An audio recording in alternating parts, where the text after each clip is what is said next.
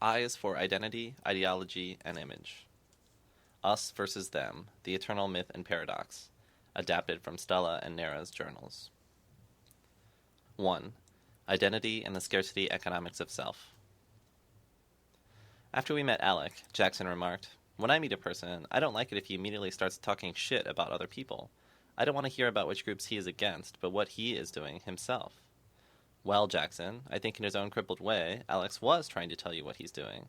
What he's doing is simply being against the cliques he was talking about.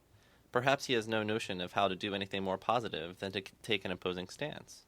He's certainly not the only one. Competitive human relations depend on and perpetuate a feeling of impoverishment in the individual, a scarcity economics of the soul. For in the status quo, she is unable to do what she wants, and at the same time, she must feel this helplessness and poverty of life to be willing to play instead of the loser's game of powers. To assuage this feeling of impoverishment, the individual seeks, more than mere physical possessions, which are just a mean to this end, identity, the consolation for lack of freedom. If I can't, at least I am. Identity, as a concept, works in terms of contrast. One is a fill-in-the-blank, as opposed to the others who are not. Thus, to the desperate lost soul of modern society, nothing is more precious than opponents, people to despise, so he can reassure himself of his own worth. As a faithful patron of brain X ideology, for example. The young activist, though heretofore unaware of it, has quite a stake in maintaining the alienation of others, and it should not be surprising when he acts superior, threatening, etc., in order to maintain the distance between himself and the normal people. To be effective at acting radically, rather than just acting radical, one must be disinterested in being radical or an activist, but only desire to help make radical things happen. So no more stupid conflicts and infighting, for heaven's sake. In a system which is conflict systemized as social relations, in which society is a network of struggles arranged as social structure, getting along is practically the definition of the radical act.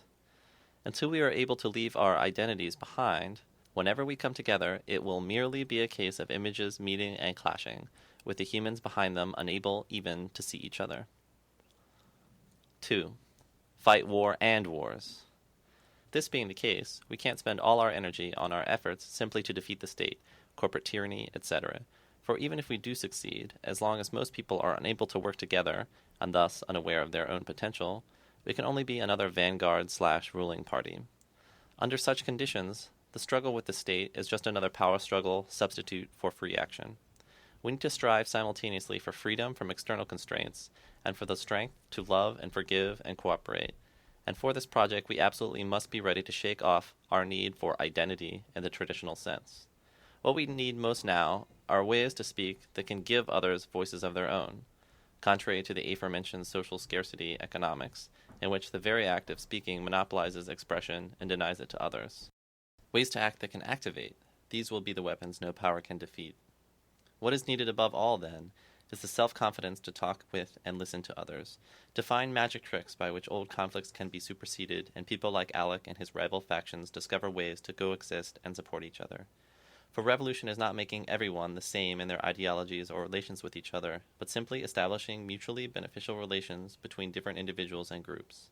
I would do better myself to think about how Alec and I can transcend our predictable interactions, instead of just analyzing him in a way that makes me feel so much smarter and more mature. Editor's Introduction. Possibly the best text any of us have written on this subject is a letter Nadia once sent to a friend in response to an article he had written with her help.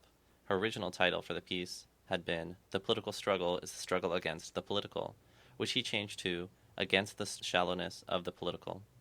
So here is her letter, reprinted from his private collection. Remember, whatever you believe imprisons you. Dearest E., no, you haven't understood what I'm talking about at all.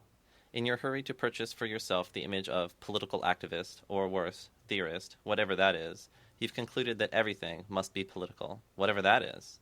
For the farther you expand the meaning of any word, the blurrier it becomes and the more useless. Once everything is political, then political means nothing all over again, and we have to start from scratch. So, assuming political isn't just a meaningless all-purpose word, of course, there are political ways to look at every issue, including one's own mortality. I wasn't trying to deny that. That, in fact, is exactly my point. Once you begin to think of yourself as political, once you start to think in terms of analysis and critique, worse yet, to think of yourself as having a critique, you come to approach everything on those terms. You try to fit everything into your analysis. Being political becomes a cancer that spreads slowly to every corner of your being until you can't think about anything except in terms of class struggle or gender or whatever. And there is no analysis, no ideology, because that's what we're talking about here with your insistence on the politics of living and the theory of politics, broad enough to capture everything that life is. An ideology, just like an image, is always something you have to purchase. That is, you must give up a part of yourself in return for it. That part of yourself is every aspect of the world, every deliciously complex experience, every irreducible detail that won't fit into your framework you so proudly constructed. Sure, you can look at oral sex and sunsets and love songs and really good Chinese food in terms of political issues, or even approach them in a way that is political in a far less superficial sense. But the fact is that when you're there in those moments, there are things that can escape any kind of comprehension, let alone expression, let alone analysis. Living and feeling are simply too complicated to be captured completely by any language, or any combination of languages. Just like that fucking half-wit Plato, the casualty of ideology, which I'm begging you not to be, comes to doubt the reality of anything he can't symbolize with language, political or otherwise, because he's forgotten that his symbols are only convenient generalizations to stand in place of the innumerable unique moments that make up the universe. I can anticipate your response. My critique of the political is itself a political evaluation, a part of my ideology. And so it is.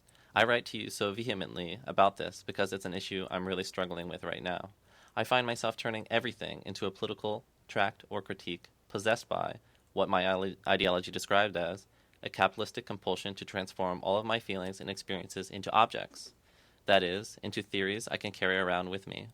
My values have come to revolve around those theories, which I show off as proof of my intelligence and importance, the same way a bourgeois man shows off his car as proof of his worth. My life isn't about my actual experience anymore. It's about the struggle, when I'd wanted that struggle to be about centering my life on my experiences, not some new substitute. I'd like to say this letter is my last stand against the all-consuming demands of the political, but that was probably long ago, the last time I was able to reflect on something without the political ramifications even occurring to me. Careful what you wish for, E, when you say everything is political. I think part of this pathological need to systematize everything comes from living in cities, incidentally. Every single thing around us here has been made by human beings and has specific human meaning attached to it. So when you look around, instead of seeing the actual objects that are around you, you see a forest of symbols. When I was staying in the mountains, it was different. I would go walking, and I wouldn't see "don't walk" signs. I would see trees and flowers, things that have an existence beyond any framework of human meaning and values. Standing under a starry sky, there, gazing at the silent horizon, the world felt so immense and profound that I could only stand before it mute and trembling. No politics could ever provide a vessel deep enough to hold those moments. Not to say there's no reason for us to conceptualize things, E, because of course that's useful sometimes. But it's a means, and not the only means, to a much greater end. That's all. I'll leave you with this, my own poor translation of a line from the farewell letter Mao Zedong's mistress wrote him shortly after the so-called success of the Chinese so-called Communist Revolution. It's sadly predictable that the only way you can come up with to celebrate the liberation you feel at leaving the old system behind is by coming up with a system of liberation, as if such a thing could exist. But that's what we can expect from those who have never known anything other than systems and systematizing, I guess. With your love, Nadia.